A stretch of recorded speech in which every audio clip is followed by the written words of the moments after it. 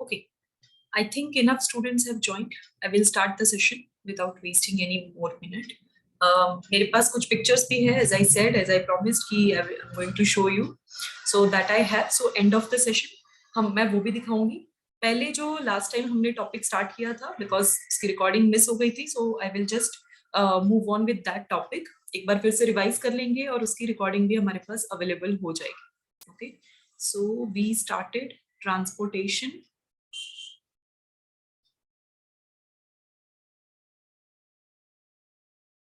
Plants and animals.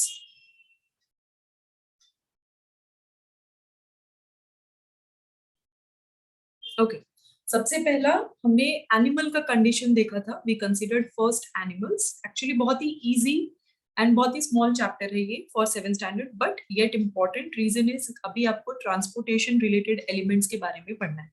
सबसे पहले हमने एनिमल्स का केस देखा कि एग्जैक्टली एनिमल्स के बॉडी में ट्रांसपोर्टेशन के लिए क्या क्या चीजें रिक्वायर्ड है. सबसे पहली चीज, अगर किसी भी ऑर्गेनिज्म में ट्रांसपोर्टेशन होना होगा तो पर्टिकुलर ऑर्गेनिज्म में फ्लूइड मटेरियल ही ट्रांसपोर्ट हो पाएगा. यानी एक्वस मीडियम को ट्रांसपोर्ट करना ज्यादा सुटेबल होता है. उस एक्वस मीडियम को ट्रांसपोर्ट करने के लिए वाटर की रिक्वायरमेंट होती है. So water is going to play very important role in transportation. इसीलिए हमारे पास क्या है, फ्लूइड फॉर्म के ट्रांसपोर्टेशन यानी कनेक्टिव टिश्यूज प्रेजेंट है. वो fluid form is nothing but the blood. That's why blood is very much important. उसके बाद हार्ट, क्योंकि उनको पंप करना है, and there should be a channel और एक ऐसा रास्ता जिसके ऊपर वो ब्लड विदाउट स्पिलिंग वो मूव कर सके to the right direction and right location. That's why blood vessels. तो ये तीनों चीजों को मिला के जो सिस्टम तैयार होता है that is known as circulatory system.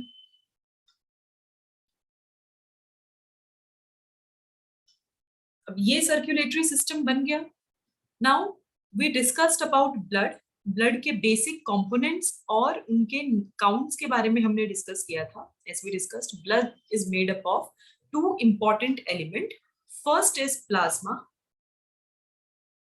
and second one is blood cells. Now, plasma is what? Plasma is the liquid matrix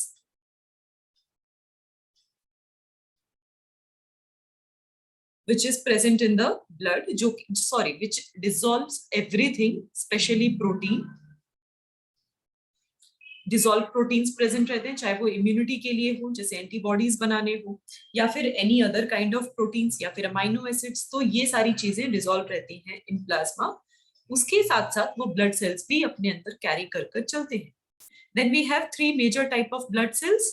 we discussed about RBC which is red blood cell.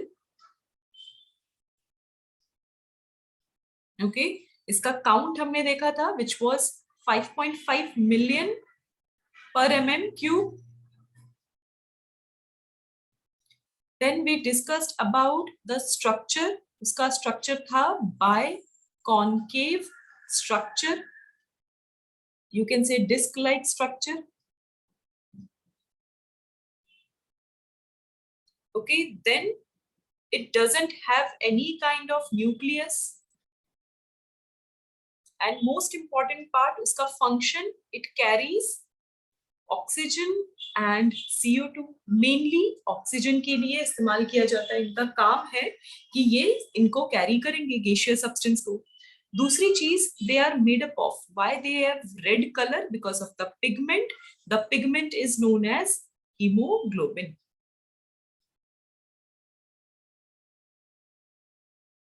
Okay, other than that उनके life span के बारे में हमने discuss किया कि whenever a set of RBCs form, तो एक cell जो है somewhere around 120 days तक अलाइव रहता है, उसके बाद उसकी डेथ हो जाती है.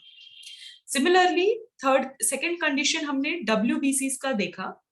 WBC यानी white blood cell. Why they are white? Because they have no pigment. Then about their count, somewhere around 5,000 to 10,000 per mm cube. Then they have nucleus. Nucleus is present इनका major work है defence और you can से immunity. तो हमारी body का immunity system बनाने में WBC का बहुत इंपॉर्टेंट रोल है। देन थर्ड वॉज, ये दो चीजें यहां तक हमने लास्ट टाइम डिस्कस कर लिया था, थर्ड पार्ट हमारा रह गया था। So third part is, this is the first one, this is the second one. So third kind of blood cell is platelets.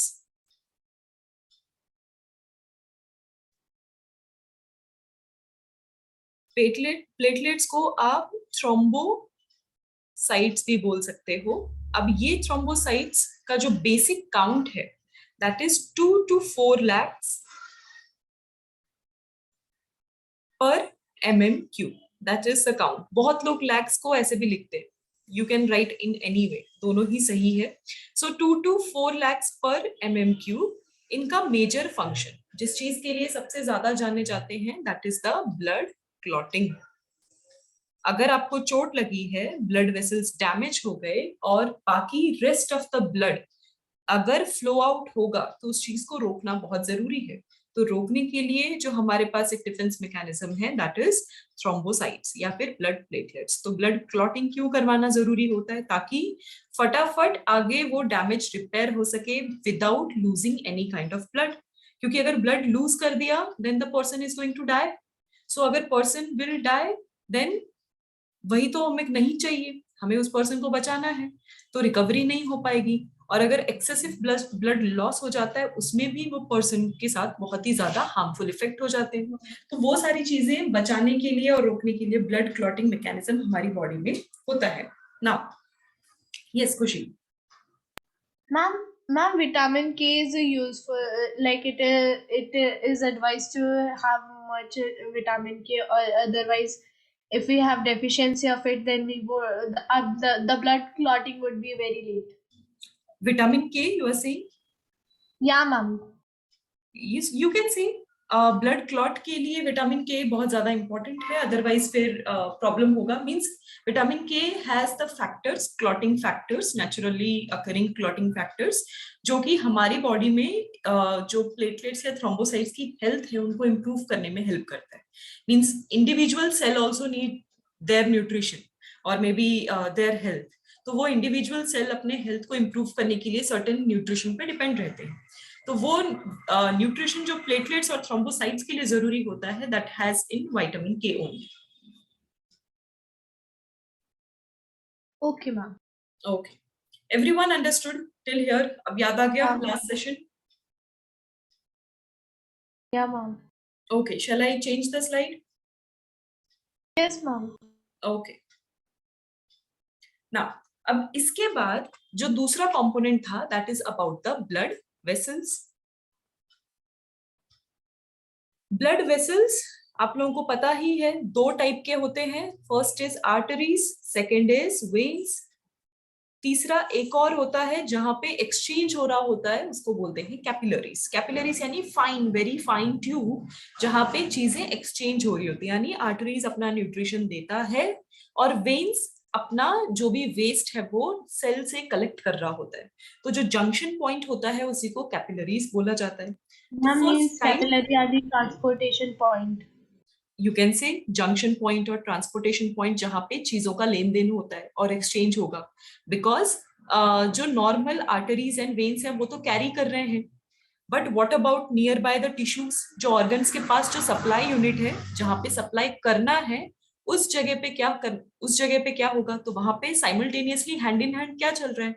Sales nutrition मांग भी रहे हैं, प्लस अपना जो भी कचरा उन्होंने किया after consuming all the nutrition, जो भी उनका वेस्ट प्रोड्यूस हुआ वो वेस्ट भी तो देना ही है ना। तो वो एक्सचेंज चल रहा होता है। So capillaries is the exchange point. So arteries जो कि ऑक्सीजन रिच होता है, सबसे पहली चीज ऑक्सीजनेटेड ब्लड, इसीलिए इसको बोलते हैं दे हैव ऑक्सीजनेटेड ब्लड। दूसरी चीज ये क्योंकि फ्रेश हार्ट से पंप होके पूरी बॉडी तक पहुंचता है, रेस्ट ऑफ द बॉडी तक, इसीलिए यहाँ पे हाई प्रेशर रहता है। बिकॉज इनमें न्यूट्रिशन है, न्यूट्रिशन पहुंचाना ज्यादा जरूरी है पहले। तो भूखे नहीं रह सकते, एक दो दिन कचरा रहेगा चल जाएगा, but without food none of the cell is going to survive.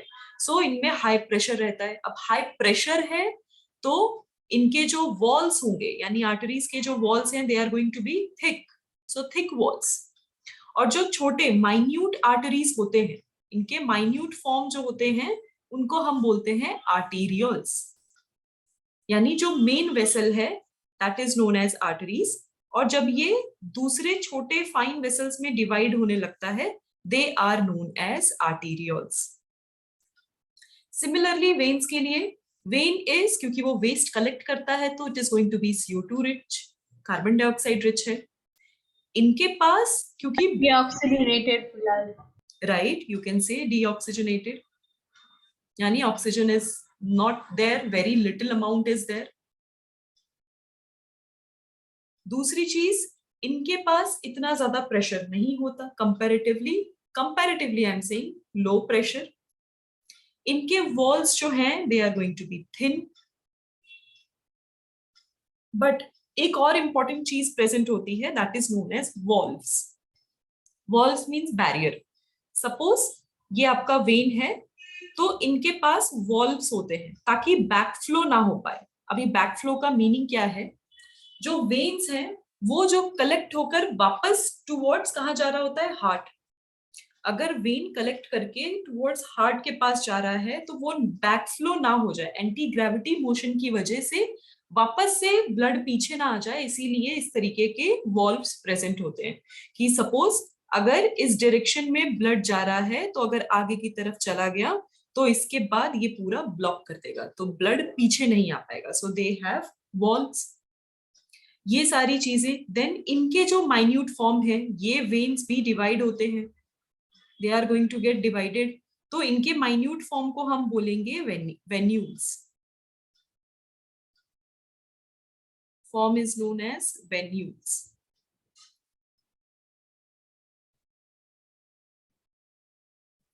Then last one is capillaries. They are fine or very small blood vessels जिसको आप बोल सकते हो junction of arteries and veins.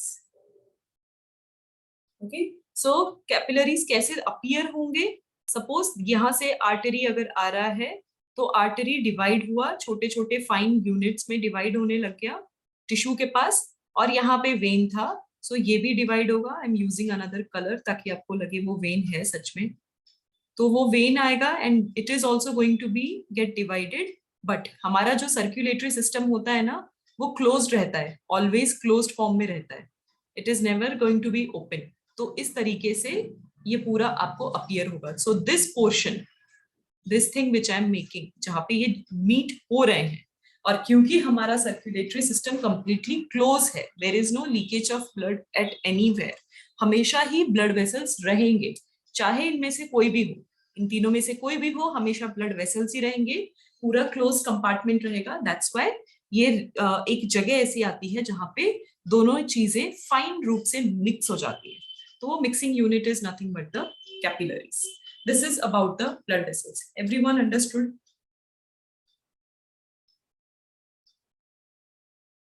Ma'am, just please wait. I'm just writing. Okay. I'm waiting.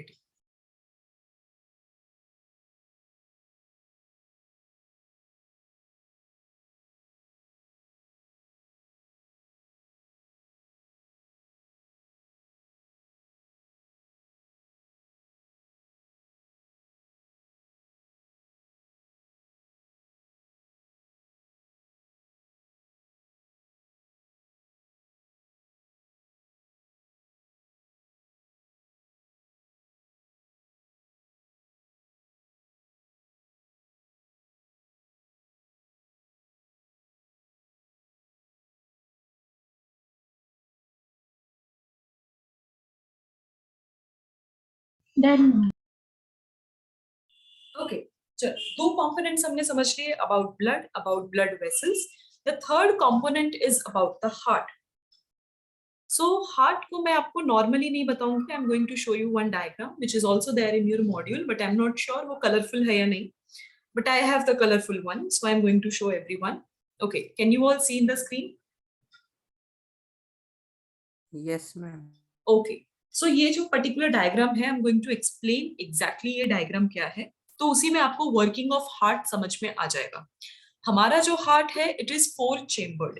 Chambered मतलब कि उनके पास different compartment present है, 4 different compartment. Okay, so 4 different compartments जो present होंगे, that is known as 4 chambered heart. अभी ये 4 chambered heart में एक सेक्शन, 2 चेंबर जो होते हैं they are left side and 2 section होंगे राइट साइड. अब देखो आपको 2 चीजें दी हुई हैं, these 2 chambers, ये जो लाइट कलर एंड ये डार्क कलर का दिखा, these are the 2 chambers which are situated right side and ये जो 2 हैं they are situated left side. अब इसमें क्या हो रहा है, जो ऊपर का डिपार्टमेंट है, जो अपर साइड है left and right, that is known as atrium, और जो नीचे का डिपार्टमेंट है स्मॉल डाउनवर्ड डायरेक्शन में, दैट इज वेंट्रिकल. तो हमारे पास 2 वेंट्रिकल होते हैं, 2 एट्रियम होते हैं, each one in the left and right direction. Okay, अब जो राइट एट्रियम है, ये जो वेना कावा आपको दिख रहा है, both this one superior and inferior, as you can see the direction of arrow. तो एरो देखकर ये समझ लो ये क्या लेकर आ रहे हैं, they are bringing the deoxygenated blood, यानी वो ब्लड जिसमें कार्बन डाइऑक्साइड बहुत ज्यादा है, जो हमारे टिश्यूज का वेस्ट फॉर्म लेकर कैरी कर रहे हैं, वो ब्लड यहाँ पे आएगा. ये ब्लड रिसीवर हमेशा एट्रियम होगा. कोई भी ब्लड चाहे इस तरफ डीऑक्सीजनेटेड आए या इस तरफ लेफ्ट साइड ऑक्सीजनेटेड है, दोनों में से कहीं भी अगर ब्लड एंटर होगा, it is going to be atrium only. तो एट्रियम ने रिसीव किया, एट्रियम के रिसीव करने के बाद उन सब चीजों को सारे ब्लड्स को रिसीव करके एट्रियम में प्रेशर बढ़ गया. प्रेशर बढ़ते ही यहाँ पे वॉल्व्स प्रेजेंट है. This valve is known as tricuspid valve. ये जो पर्टिकुलर वॉल्व यानी दोनों चेंबर को डिवाइड करने के लिए गेट रखा है, वो गेट क्लोज था पहले. अब ब्लड आ गया, प्रेशर बढ़ गया, अब उस गेट को ओपन करना पड़ेगा. वो गेट ओपन हुआ एंड वो एंटर हो गया कहाँ पे, वेंट्रिकल में. वेंट्रिकल में जब एंटर हुआ तो ये vessel, blood vessel that is pulmonary artery, अब ये जो वेंट्रिकल है वो पुश करेगा. You can C white colour के यहाँ भी गेट प्रेजेंट है in the blood vessel also. तो अब ये भी अब ओपन होने लगेगा क्योंकि ब्लड को इस तरफ जाना है. अब ये इधर क्यों पुश कर रहा है, इसको इधर इसलिए पुश कर रहा है क्योंकि इसे जाना है टुवर्ड्स लंग. ये जो पल्मोनरी आर्टरी है, ये डीऑक्सीजनेटेड ब्लड लेकर लंग्स की तरफ जाएगा. What did I said Ma'am, किया आपने? Yes ma'am, yeah, that pulmonary vein and artery, they do like the opposite work they do of Right. arteries and exactly. So pulmonary artery और pulmonary vein opposite blood carry करते हैं हमारे rest of the body के जो arteries और veins हैं उनके comparison में. ऐसा क्यों बोल रही हूँ, रीजन इज पल्मोनरी का यहाँ पे मीनिंग है, एवरीवन राइट डाउन, पल्मोनरी का मीनिंग है लंग्स. अगर मैं पल्मोनरी की बात कर रही हूँ, if it means I am talking about something related to lungs. तो यहाँ पे पल्मोनरी आर्टरी बोला मतलब ये ब्लड वेसल कहाँ जा रहा है, टुवर्ड्स लंग. तो अगर किसी भी की तरफ अगर कोई आएगा, किसी भी ऑर्गन की तरफ अगर कोई भी ब्लड वेसल आएगा, उसको हम बोलते हैं आर्टरीज. इसीलिए हमारे बाकी बॉडी के जो टिश्यूज हैं, जैसे मेरे hand muscles, my bones, okay, my leg muscles, वहां पे अगर न्यूट्रिशन लेकर कोई आ रहा है, उसको हमने आर्टरी बोला. और वेस्ट कैरी कर कर दूर जा रहा है, उसको हम वेन बोल रहे हैं. बट लंग्स ही ऐसा ऑर्गन है जो एक्चुअली गैसियस एक्सचेंज करता है, राइट? हम ब्रीदिंग कर रहे हैं वाया आवर लंग्स, तो वो ब्रीदिंग की वजह से हम क्या कर रहे हैं, एयर इनटेक कर रहे हैं एंड एक्सहेल कर रहे हैं. तो बिकॉज ऑफ दैट मैकेनिज्म हमारे लंग के पास जो आएगा उसको भी हम आर्टरी बोलेंगे ना. But the thing is, only twist is, वो हार्ट क्या कर रहा है, डीऑक्सीजनेटेड भेज रहा है, और जो ऑक्सीजनेटेड है वो लंग गैसियस एक्सचेंज कर कर, यानी सारा ऑक्सीजन डिसॉल्व करवा कर हार्ट की तरफ वापस भेज रहा है कि ओके, हमने तुम्हारा काम कर दिया, अब तुम बाकी बॉडी को वो चीज भेज सकते हो. तो बाकी बॉडी पे जो भेजेंगे that will B arteries for rest of the body, but जो लंग से आएगा उसको क्या बोलेंगे? वेन्स, क्योंकि वो लंग से दूर गया, that's why veins. So pulmonary artery, pulmonary vein is completely with respect to the lungs position. बात समझ में आया सबको क्यों ये नाम उल्टा है? Yes teacher. ओके, सो अब क्या हुआ, यानी एक साइड का काम आपको समझ में आ गया. तो ये हो गए फर्स्ट, डीऑक्सीजनेटेड ब्लड आया थ्रू वेना कावा एट्रियम में प्रेशर बढ़ा, वॉल्व्स ओपन हुए, ट्राइकस्पिड वॉल्व्स ओपन हुए, वेंट्रिकल्स में वो ब्लड गया. वेंट्रिकल में ब्लड जाने के बाद पल्मोनरी वॉल्व इंक्रीज खुल गया क्योंकि वहां पे प्रेशर इंक्रीज हुआ. वो वॉल्व जब खुल गया तो ये वाया दिस पल्मोनरी आर्टरी अब वो कहाँ चला जाएगा? Towards lung. डीऑक्सीजनेटेड ब्लड चला गया. क्यों गया? क्योंकि उसके पास बहुत सारा कार्बन डाइऑक्साइड है, तो वो कार्बन डाइऑक्साइड हमें एक्सेल करना है, बॉडी से बाहर निकालना है और नया वाला ऑक्सीजन लेकर आना है. अब वो ऑक्सीजन मिल गया, उसे लंग्स ने हेल्प कर दिया, ऑक्सीजन मिल गया, तो पल्मोनरी वेन से लेकर आ गए ऑक्सीजनेटेड ब्लड. वो ऑक्सीजनेटेड ब्लड एंटर हुआ in left atrium. Left atrium में एंटर होगा, अगेन सारा रिसीव किया, प्रेशर बढ़ा. सो बायकस्पिड वॉल्व, यहाँ पे मिट्रल जो लिखा है it is also known as bicuspid valve. तो वो वॉल्व ओपन होगा इनसाइड लेफ्ट वेंट्रिकल. अब पूरा का पूरा blood, oxygenated blood left ventricle ने रिसीव किया. रिसीव करते ही अगेन प्रेशर बढ़ जाएगा. प्रेशर बढ़ेगा तो फिर से पर्टिकुलर एओर्टिक वॉल्व, एओर्टिक इसलिए बोल रही हूं क्योंकि अब इस वेसल को हम एओर्टा बोलेंगे. अब ये एओर्टिक वॉल्व खुल जाएगा, इसमें ऑक्सीजनेटेड ब्लड जाएगा और यही एओर्टा आगे हमारी बाकी बॉडी में आर्टरीज के रूप में सब कुछ आगे भेजते हैं. सो दैट्स व्हाई एओर्टा क्या कैरी करता है? Oxygenated blood. और यही फर्दर, ये जो 3 एरोज आपको दिख रहे हैं यही फर्दर डिवाइड होंगे into arteries. So aorta, arteries and arterioles. Everyone understood how the heart works? Yes, ma'am. Sure? Ma'am, I didn't understood. Could you Which please part? again explain? Which part you didn't understood? Ma'am, that pulmonary part, I didn't understood that one. Pulmonary valve. This one? Yeah, ma'am, that valve. Okay. Yeah, ma'am, Valve pulmonary means, valve. okay, right. मैं in general बताती हूँ. Valve means gate. Okay, valve का meaning क्या है? कहीं पे guarding करना है और एज अ गेट का काम कर रहे हैं. अब यहाँ पे भी क्या है, ये गार्ड बने हुए हैं और इन्होंने अपने गेट को बंद करके रखा है. मैं पल्मोनरी इसका नाम क्यों दिया गया है? क्योंकि ये वो वेसल है जो कि लंग्स तक जाते हैं, इसीलिए इसका नाम पल्मोनरी वॉल्व दिया है. ये कब ओपन होंगे?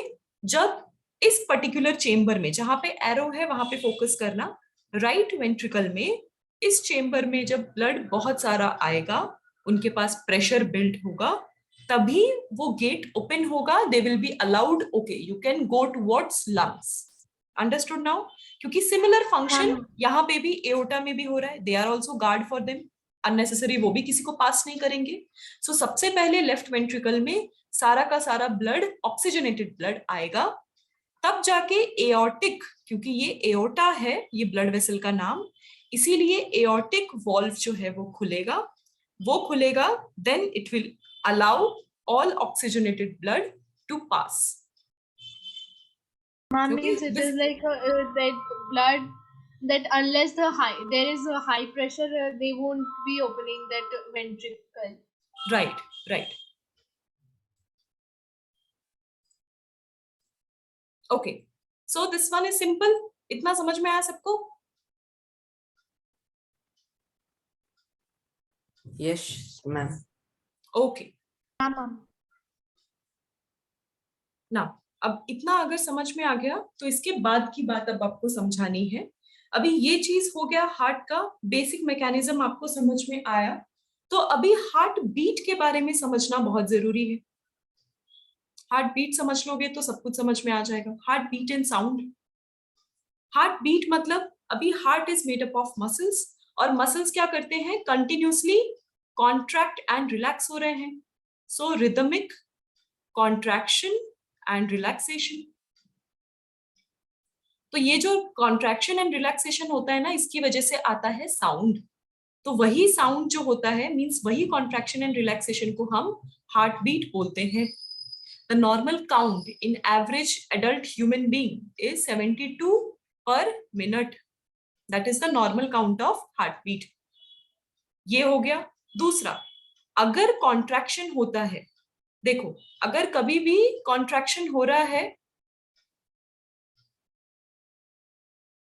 ओके, अगर कभी भी कॉन्ट्रैक्शन हो रहा है तो इट मींस प्रेशर लगेगा।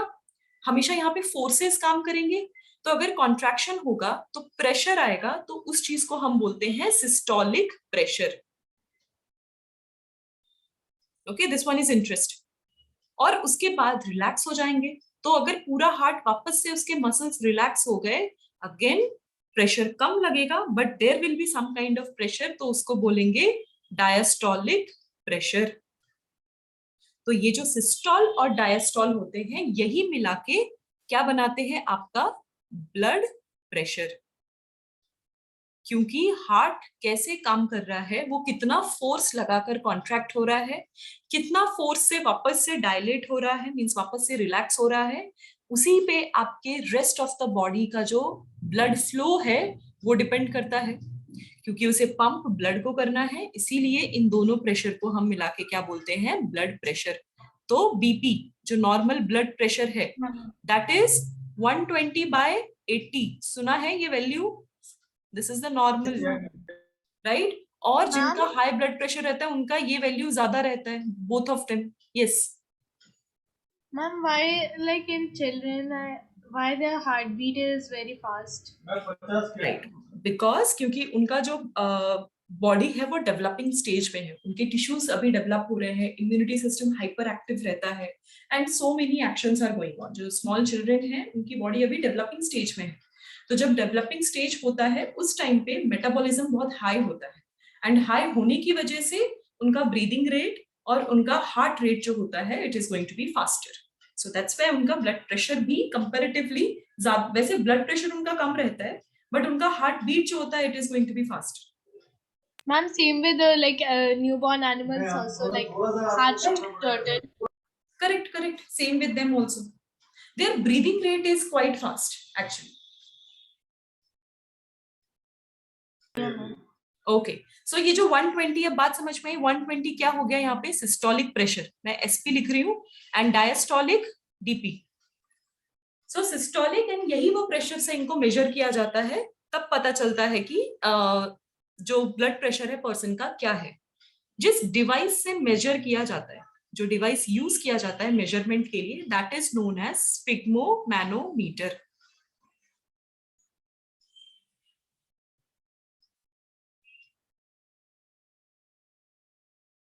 That is the device, quite a long name. तो आर्म्स में, अपर आर्म में इसको अप्लाई किया जाता है, और उसके बाद उनका जो पर्टिकुलर पर्सन का जो ब्लड प्रेशर है उसे मेजर किया जाता है।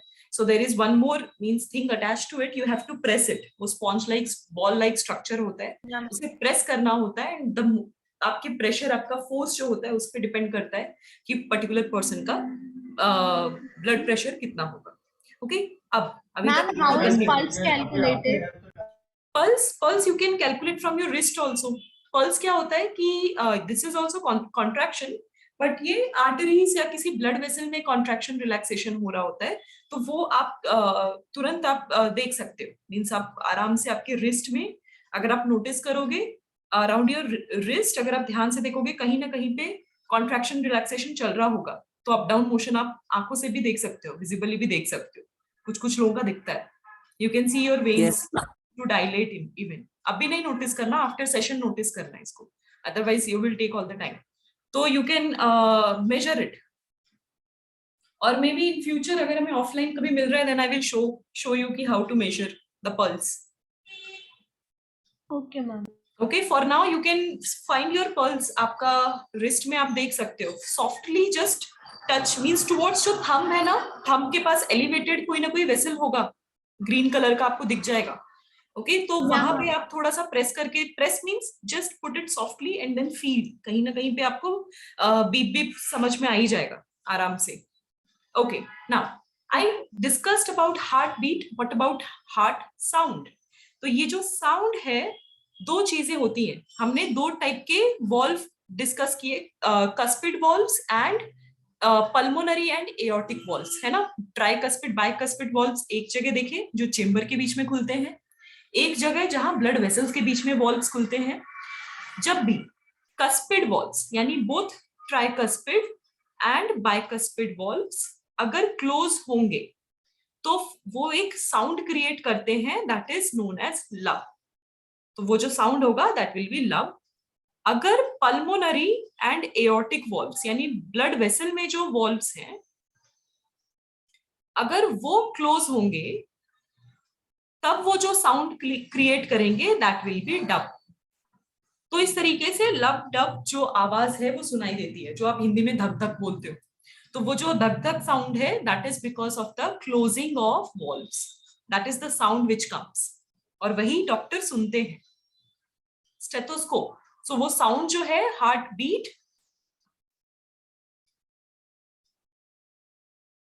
Okay, to listen heart beat जो डिवाइस यूज किया जाता है स्टेथोस्कोप.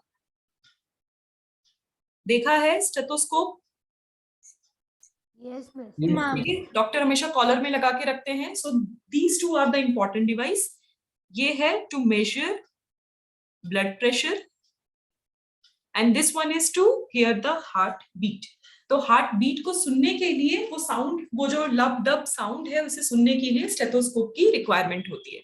सो उस साउंड से ये पता चलता है कि पर्सन का एग्जैक्टली जो हार्ट रेट है वो किस तरीके से चल रहा है. ओके, ये बात समझ में आई everyone? Yes, miss. Shall I change the slide? Yes, ma'am. Okay. Now, अभी ये तो बात समझ में आ गई. नाउ अल्टीमेटली आपको फंक्शन तो पता ही चल गया. Can you list out the function also कि अगर ये ब्लड है, इसका फ्लूइडिटी इतना इंपॉर्टेंट है, ट्रांसपोर्टेशन इतना इंपॉर्टेंट है, it is carrying so much, तो इसके फंक्शंस क्या होंगे? First will be to provide nutrition, है ना. न्यूट्रिशन को ट्रांसपोर्ट करवाना है हर जगह, तो डिफरेंट डिफरेंट टिश्यूज में न्यूट्रिशन पहुंचाने का काम करता है. Than anything else? Temperature control body का. हमारी बॉडी का कांस्टेंट इंटरनल टेम्परेचर क्या है? 37 डिग्री सेल्सियस. तो उसको प्रॉपर कंट्रोल करके रखना भी इसका काम है. क्योंकि इसमें WBCs हैं तो हमारी बॉडी का defence mechanism that is also is because of the blood. दूसरी चीज, नॉट ओनली न्यूट्रिशन, उन टिश्यूज का वेस्ट भी कलेक्ट कर रहे हैं. So it is also playing an important role of waste collector. तो वेस्ट कलेक्ट भी कर रहा है. So these are the list of functions, important functions जो कि ब्लड के होते हैं. कुछ डिसऑर्डर्स, एक या दो डिसऑर्डर्स के बारे में आपके साथ मैं डिस्कस करूंगी. And ma'am, as it even contain platelets, so it is responsible for blood clotting also, na? So Right. that the excess blood does not flow correct if correct we get any injury. Correct correct. And ma'am, of collection of oxygen. Collection of oxygen. And for excretion also it is there, capillaries. For Ma'am, excretion, waste. okay, excretion, okay, waste collection. आप excretion यहाँ पे लिख सकते हो. Ma'am, and it is also used for exchange of gases.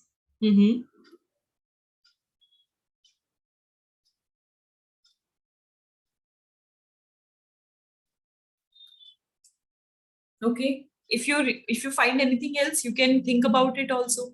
Disorders, अब कुछ discuss कर लेते हैं. पहला disorder I think everyone must have heard about, that is hypertension. Hypertension is nothing to related with the tension. आपको tension है इसका मतलब ये नहीं कि वो हाइपरटेंशन है. It is related to your blood pressure. अगर किसी पर्सन को हाई ब्लड प्रेशर है, उसे एंजाइटी इश्यूज हैं, बहुत जल्दी एंग्शियस हो जाते हैं यानी नर्वस होने लगते हैं, पैनिक होने लगते हैं, अगर एंजाइटी इश्यूज हैं, देन डिजीनेस होती है कभी कभी बिकॉज ऑफ दिस कंडीशन. या फिर मसल हमेशा दुखता रहता है, ऐसा लगता है बॉडी में फटीगनेस हो गई है, टायर्डनेस हो गई है, अगर ऐसी कंडीशन है तो वो पर्टिकुलर पर्सन जो है it is going through hypertension. Hypertension का मीनिंग यानी जो नॉर्मल ब्लड प्रेशर होगा 120/80 हमेशा इससे ज्यादा ही रहेगा। दिस एरो मीन्स उनका जो वैल्यू है it is going to always be increased. तो ऐसे पर्सन का हार्ट जो होता है इट इज क्वाइट सेंसिटिव। जो हाइपरटेंशन जिनको होता है उन्हें हार्ट अटैक भी आ सकता है, बट हार्ट अटैक अपने आप में एक अलग कंडीशन होती है। ये कब होता है? हार्ट अटैक मीन्स हार्ट का फेलियर, उसका काम करना रुक गया या बंद हो गया। क्यों? Because of the blockage of arteries.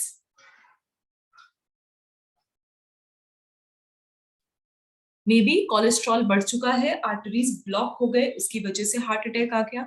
Already उस पेशेंट को हाइपरटेंशन है और उनका ब्लड प्रेशर इतना ज्यादा है, ब्लड प्रेशर ज्यादा है मतलब उनके वॉल्व्स जो हैं या फिर उनके जो चेम्बर्स हैं वो बहुत प्रेशर के साथ कॉन्ट्रैक्ट और डायलेट हो रहे हैं, उसकी वजह से कोई टिश्यू रप्चर हो गया, that can cause heart attack.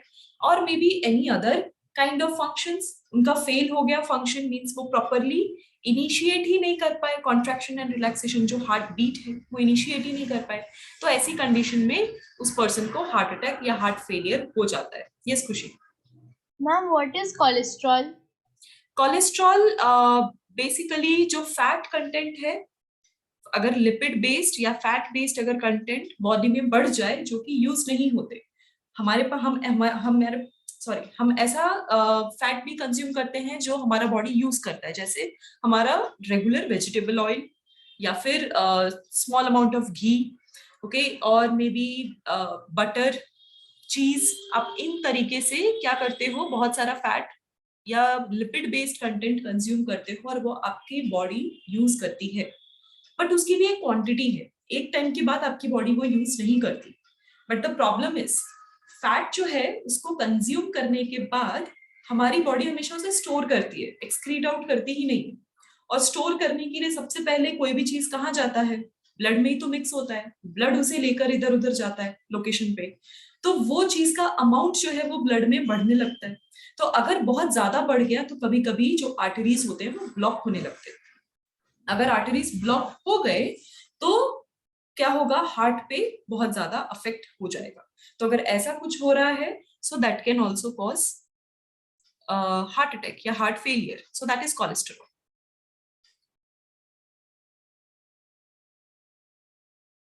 Okay, third point which is related to your blood, that is anemia. I think ये भी सुना होगा। It means low HB, जिसका haemoglobin count, iron also, right, या फिर आरबीसी काउंट अगर कम है, that person is suffering from anaemia. ये क्यों होता है? आयरन डेफिशिएंसी की वजह से। Iron deficiency can cause it, loss of blood, बहुत ज्यादा ब्लड लॉस हो गया, क्लॉट नहीं हो पाया, सो that can also cause anaemia. ठीक है, ईमिया मीन्स ब्लड, ईमिया का मीनिंग होता है ब्लड, और अगर एन लगा है it means absence of blood. So blood का लेवल अगर कम हो गया, sorry not blood, RBC count अगर कम हो गया तो उस पर्सन को अनीमिया हो जाएगा या फिर उसे अनीमिक हम बोलते हैं। So these are the important 3 disorders जो आपको ध्यान में रखने हैं। इतनी बात सबको समझ में आई?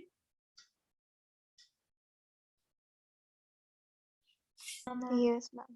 Okay, so this is about your transportation in animals. Now 8th standard को थोड़ा सा एडवांस में 1-2 चीजें मुझे एक्स्ट्रा पॉइंट्स बताने हैं, वो मैं नेक्स्ट क्लास में आपको बताऊंगी, इसी के फ्लो में, कंटिन्यूएशन में, क्योंकि नेक्स्ट क्लास में हम प्लांट ट्रांसपोर्टेशन भी स्टार्ट कर लेंगे। एंड 8th स्टैंडर्ड के रिस्पेक्ट में अगर कुछ एक्स्ट्रा पॉइंट्स होंगे that I will add.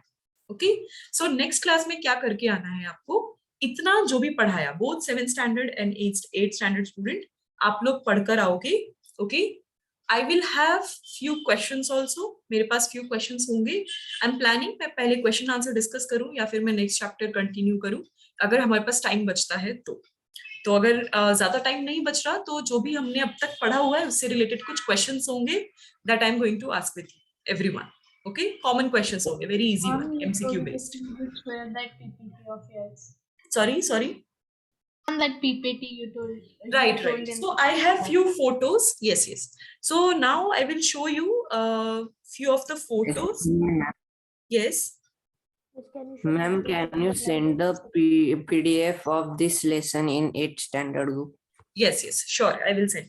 I will send. Okay.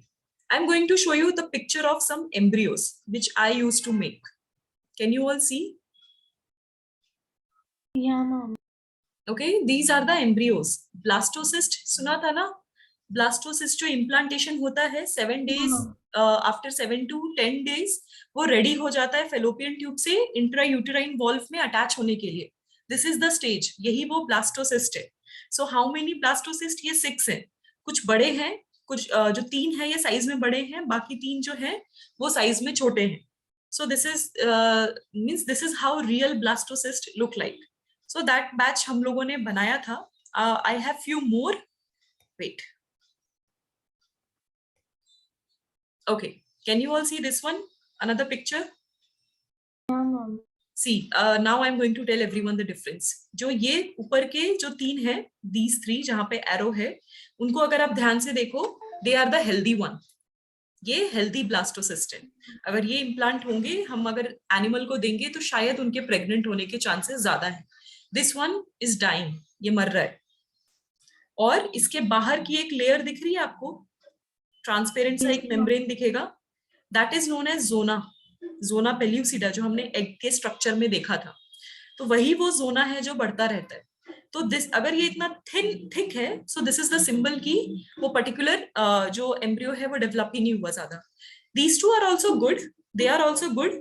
But अगर वो आपको डार्क मास दिखेगा, अगर जितना ज्यादा डार्क एरिया आपको दिखेगा, इट मीन्स कि उनको न्यूट्रिशन उतना ही नहीं मिल रहा है. This is the visible way of detecting की पर्टिकुलर जो सेल है या फिर पर्टिकुलर टिश्यूज जो है वो एग्जैक्टली हेल्दी है या नहीं है.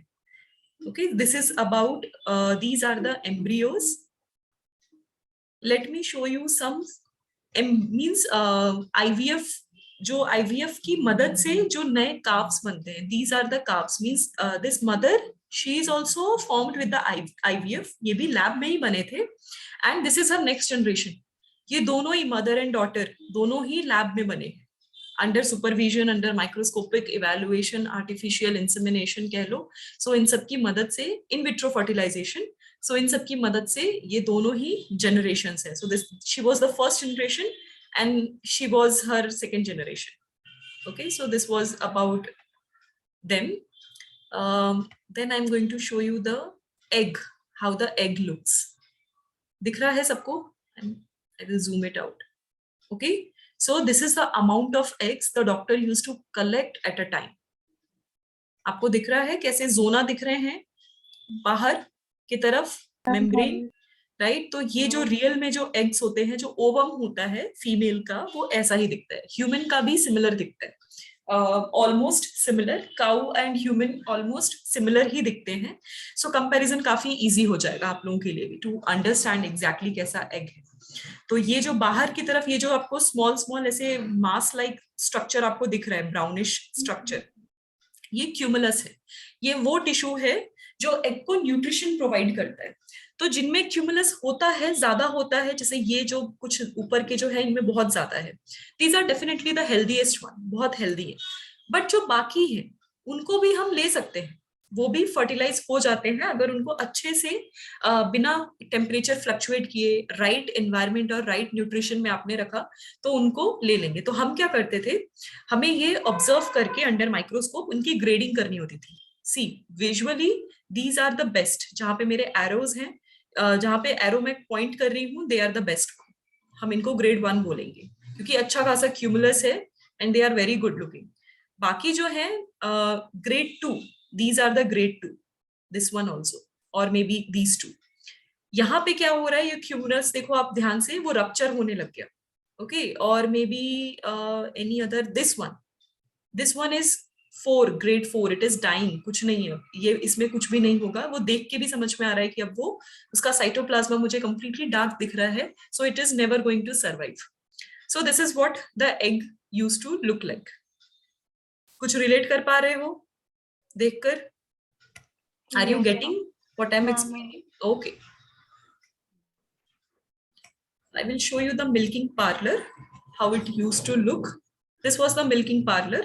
So ये automatically यहाँ पे जो cows होते थे इनके पास tag होता है, तो वो gate अपने आप automatic on होते थे, close होते थे, open होते थे, और cow अपने आप उनको habit हो चुकी है, उनको memory, muscle memory भी हो जाती है, तो वो इसमें जाते हैं and pumps होते हैं, तो उनका जो भी टिट्स हैं उनको क्या बोलते हैं कि उसमें फिट करके पूरा का पूरा मिल्क एक्सट्रैक्ट किया जाता था. ये जो ब्रीड है, तो these are the international breeds, इनको हॉल्स्टिन बोलते हैं. They are all the हॉल्स्टिन.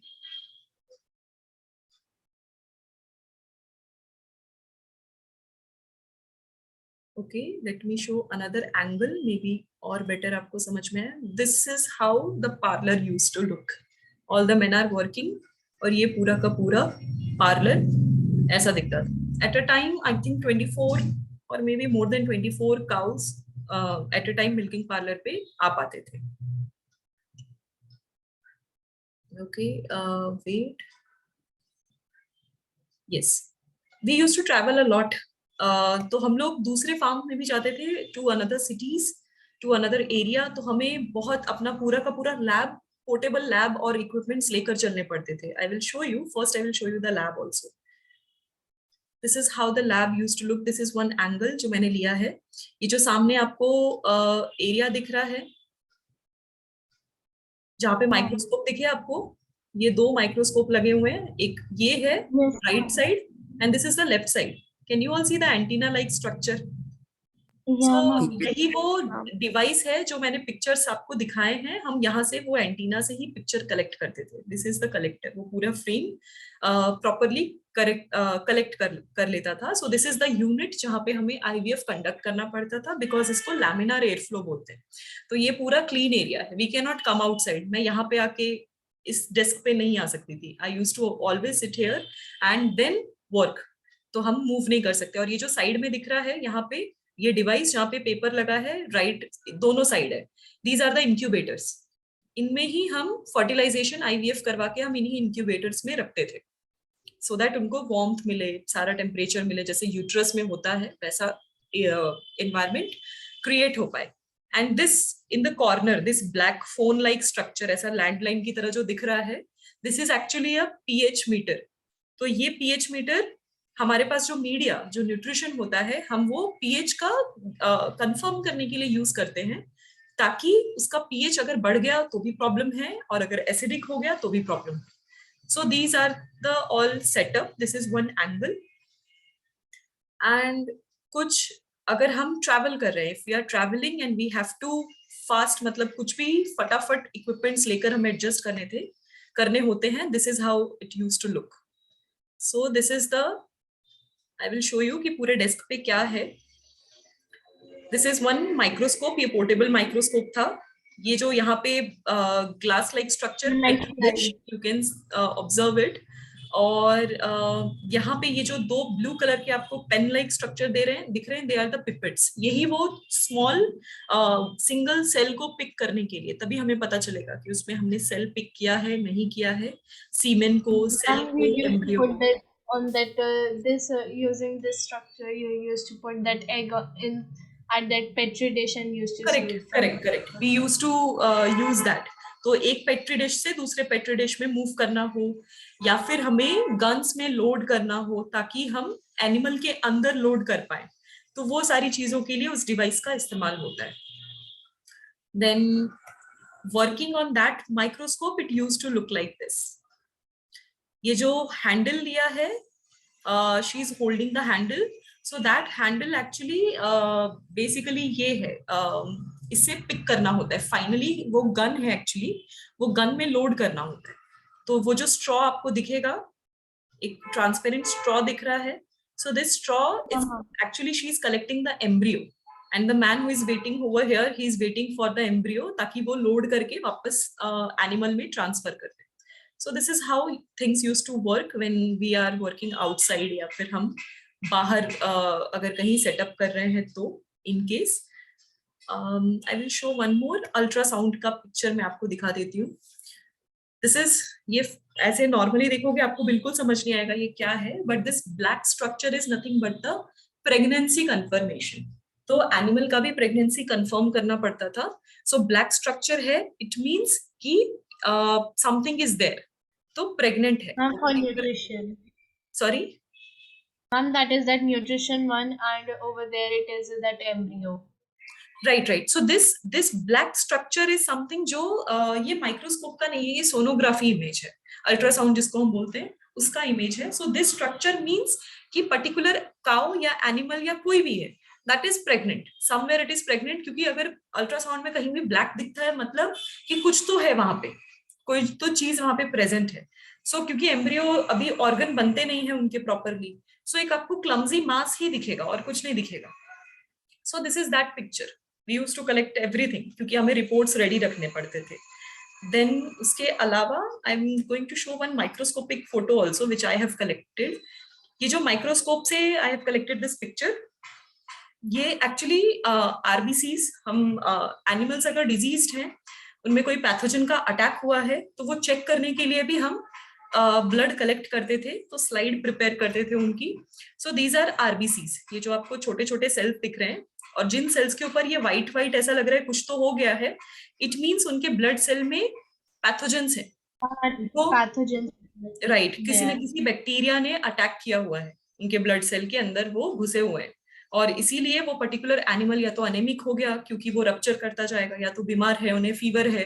तो इस तरीके से हम पैथोजन टेस्ट करते थे। So this is how it looks like even for human also. अगर आप भी आपका ब्लड टेस्ट करवाने के लिए भेजते हो, so this is how they check everything.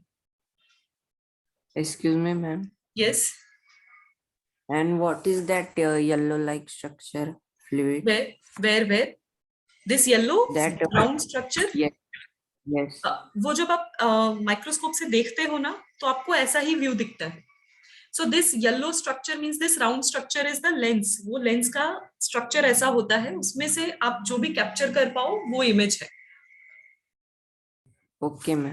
वो लेंस के ऊपर मैंने फोन रखकर उस तरीके से फोटो खींचा है, दैट्स व्हाई इतना प्रॉपर फोटो नहीं है वो। Okay, ma'am. Okay, so this is how things used to look like. I think I have only this much picture. I don't have mine because I thought आपको situation दिखाना जरूरी है। This is also one of the setup. Fast track में अगर हमें setup करना हो फटाफट कहीं भी आउटडोर लोकेशन में, तो ये सारी चीजें हम ये सारा हम सब कुछ लेकर चलते थे। ये जो रेड कलर का आपको दिख रहा है यहाँ पे कॉर्नर में, it is portable incubator. So portable microscope, incubator and other gadgets हमें लेकर चलने पड़ते थे। So this is how things used to be worked.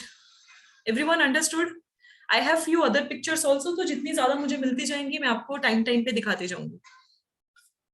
Yes, ma'am. Okay, चलो। सो आज के लिए इतना ही। आज का सेशन में ट्रांसपोर्टेशन ही मेरा मेन ऑब्जेक्टिव था, क्योंकि last time I didn't feel that much satisfied while teaching all of you, so I thought let's put one extra class, और हम जो मिस कर गए लास्ट टाइम हम वो करेंगे नेक्स्ट क्लास में। एवरीवन कम प्रिपेयर्ड, पूरा एक बार रिवाइज करो अब तक जो भी हमने पढ़ा है, एक दो चैप्टर्स जो भी फिनिश किए हैं, both the classes revise it, क्योंकि अगर मेरे पास टाइम मिलेगा नेक्स्ट क्लास में I am going to ask few questions also. Okay, so be prepared. That's it for today. Bye everyone, have a nice day. Bye, ma'am. Take care. Bye, ma'am. Bye, ma'am. Thank you, ma'am.